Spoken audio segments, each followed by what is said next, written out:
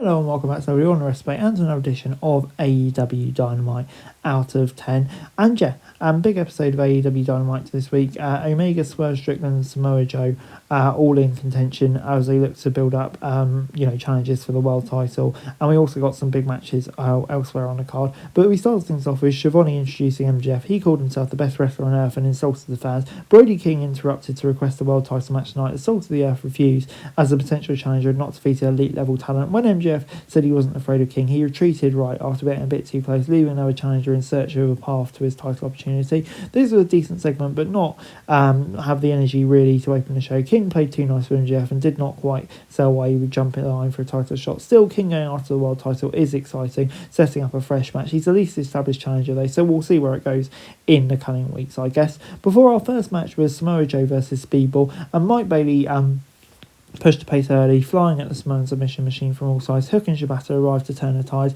The wrestlers brutalised Speedball with two suplexes and knee breaker on the outside behind the ref, leaving Bailey vulnerable. Speedball was able to counter the Kagina clutch with a pin attempt near fall, but the Ops again interfered to stop the ultimate weapon and allow the Samoan submission machine to seal his victory with a muscle buster. While 11 talent in the ring was frustratingly underwhelming, it didn't help that Joe was so oddly outmatched by the contest of Speedball, leading to frequent interference. Even without the Ops involvement though, Joe and Bailey never really found their flow, and it was a flat performance. The end goal was to get Joe the win, and in the end they did. If he's going to go after him, Jeff, it makes sense. But it doesn't really feel like he'll get in ahead of the other shots. But yeah, moving to Brody versus the Ops could be a good story. But this alone, 5 out of 10. As we then moved on to the street fight between the Death Riders and the Callis family, and yeah, it is a vicious fight. But the Death Riders use their numbers to their advantage. Shavir saved Mox against Archer, catching the Murder Hawk monster in a triangle choke to set up a cutter from Mox. Archer recovered quickly to throw Mox through a table at ringside. Castagnoli and Pac then took out Archer on the stage, sending his feet through an exploding speaker. Shavir caught the Alchemist with a low blow. Garcia and Mox teamed up to take down Romero with pile driver and Dragon Slayer curb stomp combo to seal the knockout win. Afterwards, Mox told Callis on commentary that your boy knows where to find him. There was no reason for this street fight to be so good. This was Don Callis' least established trio, while Death Riders have dominated most of their matches. However, there was a strong focus on selling in particular talents, and the family pushed the Death Riders believably, setting it up for an exciting finish. The home stretch was a wild showcase of everyone's kind of talent, and by the end, the Death Riders have the full crowd behind them. They've been the biggest heels, but yeah, there's clearly options for a face turn there. 8 out of 10.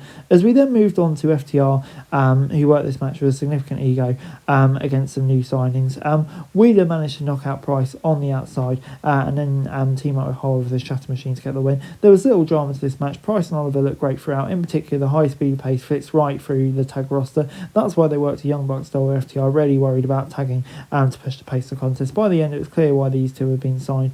And yeah, more like the undercard filler, but I still think they can play a role. 6 out of 10. As we then moved on to Omega versus Josh Alexander.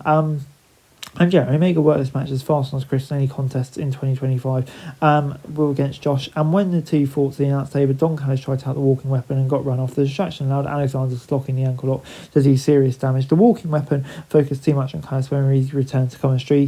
The distraction allowed the cleaner to hit a pair of V-triggers and a near fall for a one-winged angel to seal it. Afterwards, Kenny said he was healthier than he'd been a long time and did not believe anyone in the family could contest him. Omega and Alexander delivered throughout this match, highlighting how much both of these have wanted this opportunity, and hopefully they can go on to have more matches on pay-per-views, etc. But yeah, felt like Omega putting the family behind it. Be interested to see where he goes now, and hopefully he can have more singles matches. As we then got the Timeless Love Bombs versus Megan Bayne and Penelope Ford. The Timeless one fought with vicious force, clearly indicating her hatred throughout, particularly when he isolated the Venus. Mina nearly won with a diving sling blade on Ford, but Bane broke out the pin. The Venus caught Ford with a Hurricane and then went for the figure four, but bring clothesline her to set up a doomsday device. Shafir attacked the Timeless one at ringside to ensure she couldn't save Mina from the finisher or pinfall. This was Ford's second match back in action, yet she and Bane fell right into their rhythm as a tag team. While there is built-in heat between these teams, it didn't feel like aggressive or anything like that. It was a good athletic showcase for a team, especially Bane, who remains a problem for Storm and Mina. The win should give Mega System Ford the inside track for a future women's tag opportunity. It wouldn't be surprising if they won the gold, since the potential favourites in the initial tournament before Ford's injury. So yeah, we'll have to see where it goes. I'm going to give it a 6 out of 10. We then got Swerve versus Kevin Knight, and Swerve tested and punished Knight, who caught him off guard multiple times. The Mogul nearly took a count-out victory after a pole driver on the barricade. When the Jet returned, Swerve caught him with a 450 splash, locked in the Dragon Sleeper. Knight fought free, to the top rope where Knight hit an explosive Hurricane Rana coast to coast and UFA splash for a near fall where the Mogul got his foot on the ropes. Swerve fought back and landed the house call, vertebreaker and big pressure for the victory. It was the best match of the night, but it's surprising it's the main event. And based on the presentation, MJF was most worried about Swerve as his next challenger. He has serious chemistry with Knight, selling this as a Mogul fighting for a younger version of himself. Down the stretch, Nuts Out felt real given the contest, the drama no one match on the show had. It would have been nice for Knight to win, but a way of AEW presenting multiple challenges, and Swerve kind of has to be one. With no Continental Classic action on the horizon, it'd be interesting to see how they get towards the who gets the title shot. The end game could be to pit them together or have them go up against MJF one-on-one. While not every match is going to be as good as this main event, there's real potential in the building, and I'm very excited to see where this whole title scene goes next. I'm going to give it an 8 out of 10. Overall, Dynamite this week gets a 6 out of 10 from me. I thought, the focus was clear. This was the most filler action of a while. The show revolved around MJF. Predictable doesn't mean bad, though, and there's lots of decent matches on there.